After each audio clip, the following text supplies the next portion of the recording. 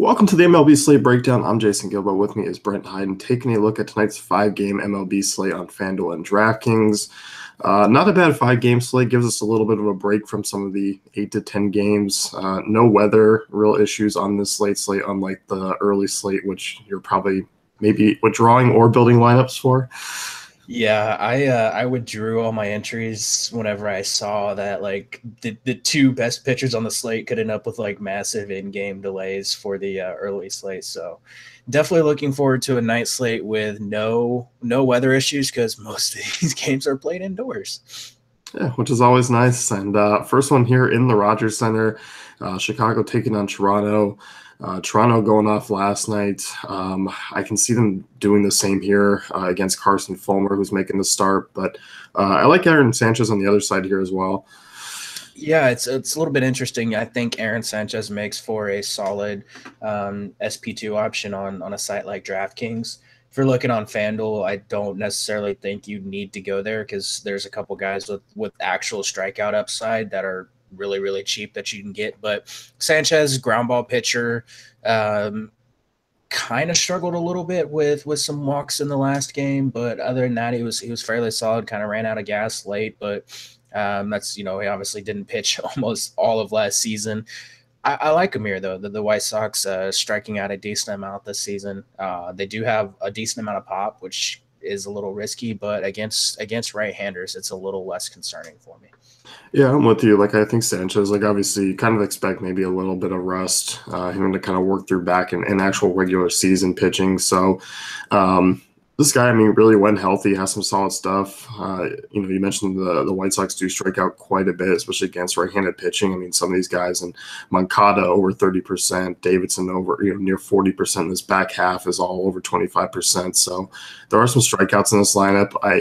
I'm curious to see what Sanchez's ownership is, just because I think still the two guys in the later games are going to garnish a majority of the interest. Yeah, I agree. And in cash games, those guys are probably the better options. But in tournaments, Sanchez does have a decent amount of upside, even as a guy that doesn't strike out a ton of batters. Yeah. And like as far as Chicago bats go, I think like Abreu and Davidson are probably the two guys that maybe I'd be looking to get some one-offs with. Maybe a Delmonico if he's in the lineup hitting fifth again. Like I'll look at him, but just kind of a one-off team here for me. It's more just being on the contrarian side because I think Chicago will be kind of a team that no one really looks to attack. Yeah, I agree there. I don't necessarily mind maybe a shot on Wellington Castillo here. Obviously, I don't think he ended up performing too well last night. But guy, again, as I mentioned yesterday, hits a lot of home runs in Toronto. Pretty much everybody hits a lot of home runs in Toronto because it's a very homer-happy park. It is. Toronto's bats here, very much in play here again. Usually I don't like looking at stacks like the day after they go off, but I like him here. I look at Fulmer, one of the weaker arms on the slate. And this Jays team just underpriced yet again. Like you'll be able to fit him in with no issue. I mean, you really shouldn't have an issue with fitting anyone in on this 5-gamer.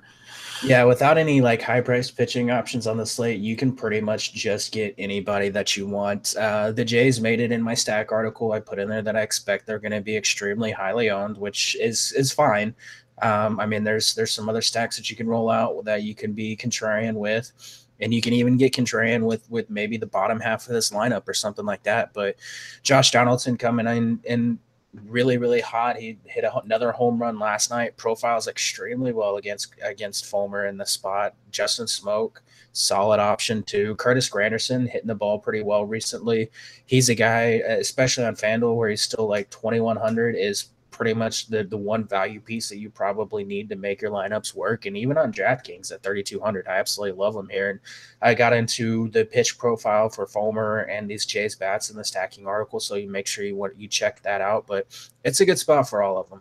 Yeah, it is. And I think Solarte is the other name there that I'll take a shot on. Still a nice value guy in the middle infield, hitting cleanup. I'll go back to the well here. And I don't know if Morales will sneak into the lineup, but could there as well. Yeah, and even someone like I definitely want to keep an eye on Aledmus Diaz. He left that game with some back soreness, and I don't know how to pronounce the dude's last name. It's like Gift Ngapi. Yeah. He took his place. Definitely no interest in him. Dude struck out like 40% of the time. But if Diaz gets in the lineup, I don't mind taking a shot on him. He's been hitting the ball really well recently. He's just a guy who doesn't strike out versus right-handed pitching. Yeah, I definitely have a big game last night before leaving too. Yep. Anyone else here from Toronto? No, pretty much everybody in that lineup's in play though. Yep. Seattle, San Francisco here. Felix Hernandez taking on Johnny Cueto. This would have been a hell of a pitching matchup like 5 years ago. It could be a hell of a pitching matchup tonight if these two pitch the way they did on their first time out. Felix was outstanding, 5 1/3 with he only pitched 83 pitches but only gave up 2 hits against the Indians. Cueto looked really good against the Dodgers. I don't know. This could end up being a pitching matchup that is one to see. Yeah, man, I don't think like I'm really looking at hitters here, just because these are kind of two teams that just not a ton of power. I mean, Seattle does have a little bit of power, but like the Giants, not a ton of power bats, unless you consider no newly revamped Joe Panic a huge power bat. Yeah, he's actually kind of interesting here. Like I don't necessarily mind even a one-off of Joe Panic going up against Felix. Felix, a guy against left. Panic is a lefty. I just want to double check, but yep. Yeah, against lefties, 320 WOBA last season, 23% strikeout rate, 32% hard contact. No, that's righties. 339 WOBA allowed, 18% strikeout rate. So I don't necessarily mind going there. I think these two stacks, if you wanted to get exposure to like a Giant stack or a Mariners stack, would be very, very contrarian. I don't think people are going to look at either side of this game from like bats perspective. No, I don't think so either. And I think the lefties on the Giants are intriguing one-offs. Like I think a Brandon Belt's intriguing. I mean, still had over 200 ISO against righties last year. Like obviously not the best ballpark and a matchup that, I still think if Hernandez in longer scheme of things is still kind of trending downwards, you can get some exposure here. But yeah, I mean, really, like this is not a game. It's not a ballpark that I'm looking to attack in. Like there's 4 other games I still think offenses can get to these pitchers. So contrarian one-offs, I'm fine, but I'm still not thrilled. Actually, I like D Gordon even as like a one-off in the spot, given how big that ballpark is, and he's shown a little bit of power, but he also has speed. So I believe the wind's supposed to be blowing out in that game, which generally in that park, the wind blowing out doesn't matter because the park is kind of built to neutralize it. But if he can catch one of those balls into the wind and get out in triples alley or something like that, you could see him put up a solid game here. And he's shown some power in spring training and this season so far. Yeah, I definitely don't mind him. What do you think about pitchers here wise? Like still, I think, we're going to get to a couple games later that have a little bit more upside. These are two teams that really don't strike out a ton either.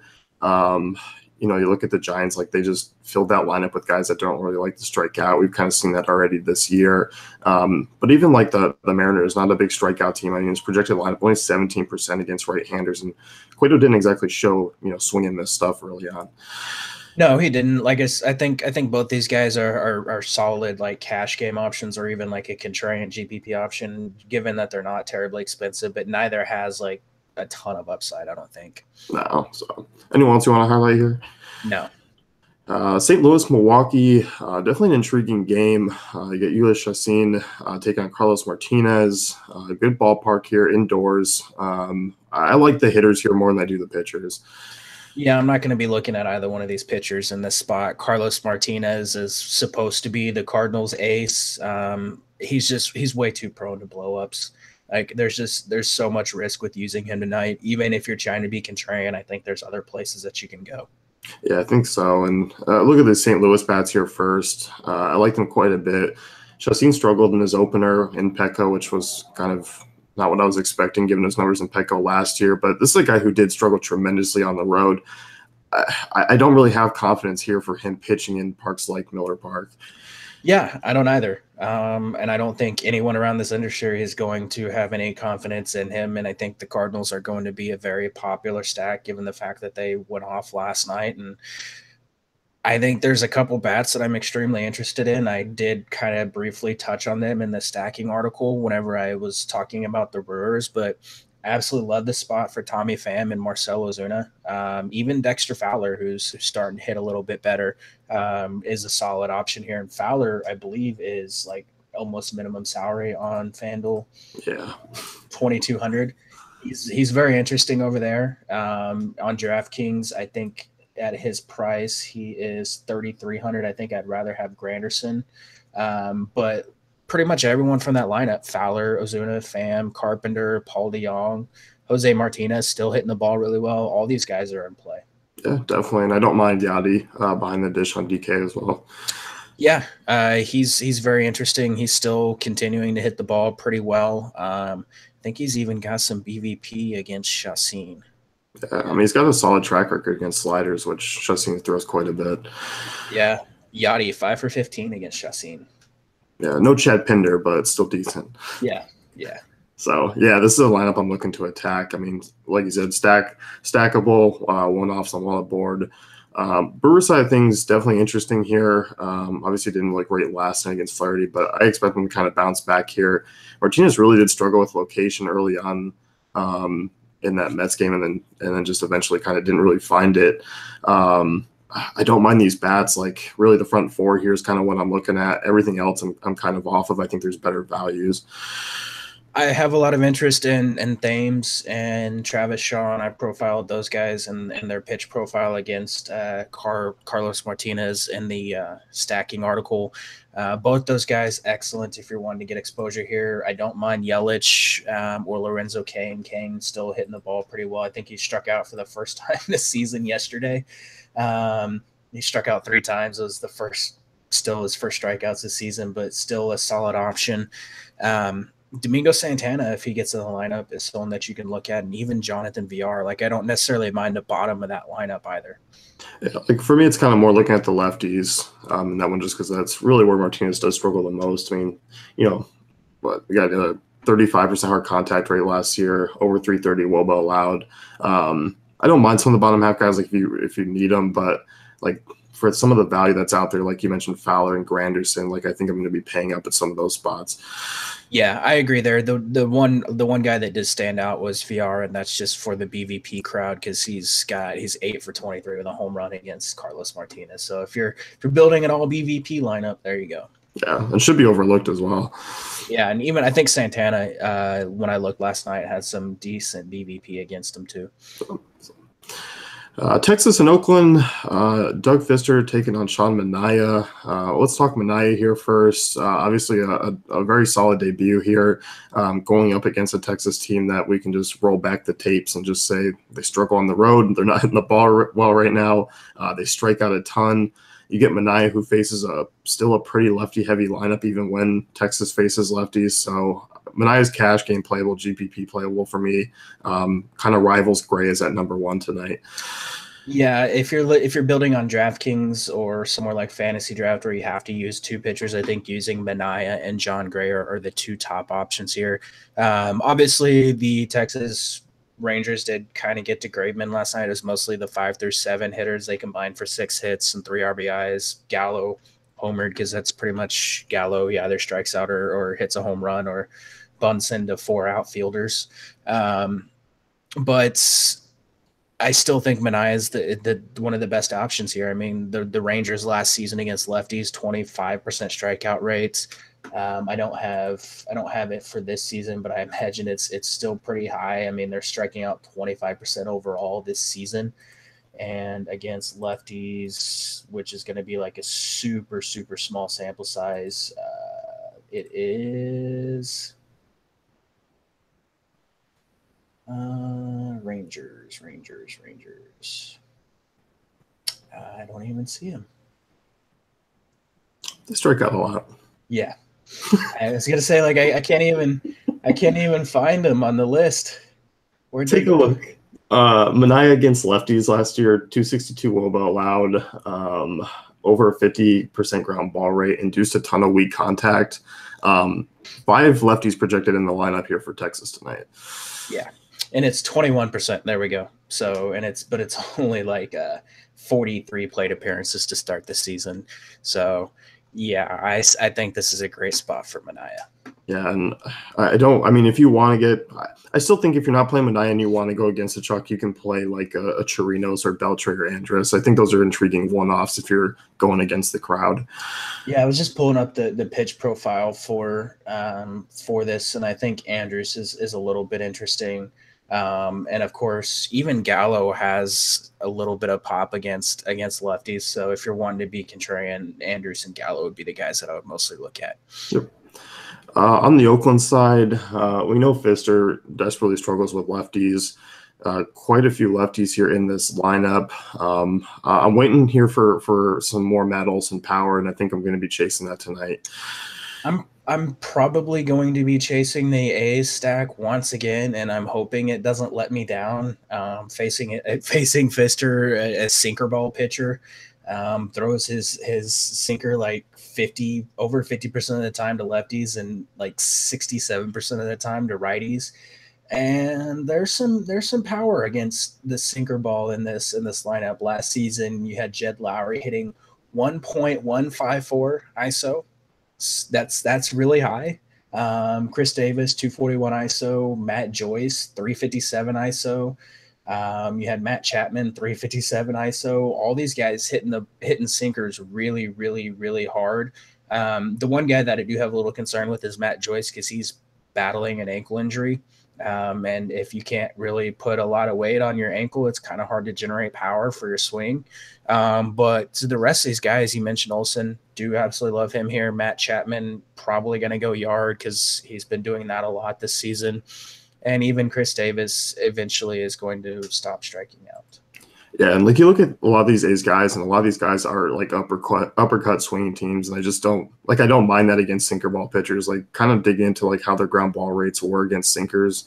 Olson's was the highest, but you look at everyone else. I mean, Chris Davis is only 45% against a sinker ball pitcher. That's not bad. Jed Lowry has some magic formula against sinkers. I mean, only a 38% ground ball rate. So these guys can get the ball in the air off of them. So I don't worry too much. But it is what it is. It's still the A's. They're just going to be such a boomer bust team. Yeah, and your boy Jed Lowry probably going to bat up in the 2 or 3 holes. So I actually don't hate it. I don't hate him here tonight. I don't.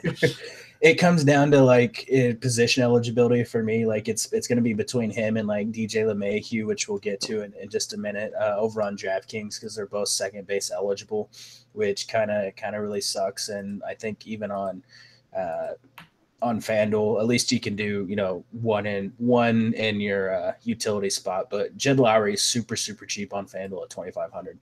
Yeah, definitely don't mind. Colorado, San Diego next here. John Gray taking on Clayton Richard. Start with this Colorado side here and John Gray. John Gray, love him quite a bit here. Didn't get off to the best debut against Arizona, but definitely looking for a rebound against a team that he's owned in the past. Tons of strikeout upside here. I'm really looking for him to bounce back. Yeah, I'm just gonna call my shot here and say he's gonna strike out 10 tonight. I think this is just an amazing spot. I mean, John Gray's a dude, has so much strikeout potential. I mean, 24.1% strikeout rate last season. This Padres team, they strike out a lot. I mean, against right-handed pitching last year, 25.2%. They have a bunch of guys in this lineup that strike out all over 25%. Even guys like Will Myers strike out a ton. So, like, the only bat in this lineup that doesn't strike out very often is like Eric Hosmer and Freddie Galvis, and that's pretty much it. Yeah, I mean, that's what they brought those guys over for. Colorado bats against Richard here. Is this going to be another tilting night of tilting against Richard? I don't think so. Like, I actually think this is a spot where Richard's going to really struggle against these Rockies bats. They've hit him extremely well in the past. They profile extremely well against his pitch types.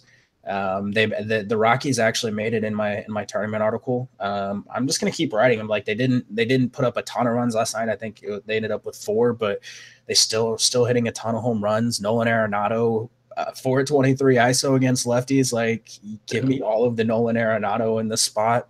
It's going to be tough to get him, but to choose between him and Donaldson on DraftKings. But I'm probably going to lean Arenado for an ownership purposes. Yeah, I think so. And you look at these guys, I mean, all these guys do is mash sinkers too. And that's, Richard throws that about 41% of the time. Like Story and Arenado, I think Story's an interesting shortstop option here. Obviously, a guy who does miss quite a bit, but does profile pretty well against Richard and obviously has big power numbers against lefties. I even think like Desmond and Ionetta are viable here too. Yeah, Ionetta is actually the guy that I put in as like the fourth option in my stacking article, just because catcher's not extremely solid tonight, except for like we talked about Yadier Molina, and he's pretty much the only catcher that we talked about. So Chris Ionetta is a guy that I do have a ton of interest in, just a ton of pop against left-handed pitching, 250 ISO, strikes out about 23% of the time, but 414 on base percentage. It's going to be batting towards the bottom of that lineup, but once that lineup gets around back to Charlie Blackmon, who also hits lefties really, really well and is really hitting the ball really well to start the season, you can pretty much expect Ionetta to at least get on base and probably score a run or two whenever the rest of that lineup kind of comes around. Yeah, definitely. You mentioned like the lefties here, like you got the three outfielders. I think Blackman's the guy, like I don't have really any interest in like a Parr or Gonzalez. No, I don't either. Like I kind of hope they just like take Gonzalez out of the lineup today and put someone else in there, like maybe a Pat Valleca gets in there somewhere, because he would even be an interesting like cheap option to look at. Yeah, I mean he crushed. I mean limited sample size last year, but over 300 ISO against lefties. Yeah. So, and obviously I'm assuming like you're not looking at any San Diego bats here. If I was, it would probably be someone like Freddie Galvis, just as like a cheap shortstop option on FanDuel. Yeah, I could definitely see that. That's it. 5 games. That's the quickest pod we've had all year. Who do you got home run here for tonight? I'm gonna say the Grandy Man. I like it. What do you got contrarian wise, or is that contrarian? I don't think he'll be contrarian at all. So I think he'll be super chalky. Contrarian. Let me go with Jonathan VR. Well, I like it. I'm going to go Matt Olson as my chalk, and then I'm going to go Brandon Belt as my contrarian. Interesting. So that's it for us. We won't be doing a pod tomorrow just because it's only 3 games, but still content up on the site, and obviously content up on the site for today. Stay dry out there for all those people on the East Coast. Brent's obviously got to deal with some colder weather, as you can see. When do you get to remove the beanie? Is it like mid-May? I mean, it's supposed to be now. Like it's supposed to be now. But like I think next week is when it's supposed to start warming up. So hopefully that'll happen. Yeah, it's brutal. But that's it for us. You can check out DaveFantasyCafe.com and good luck tonight. Good luck.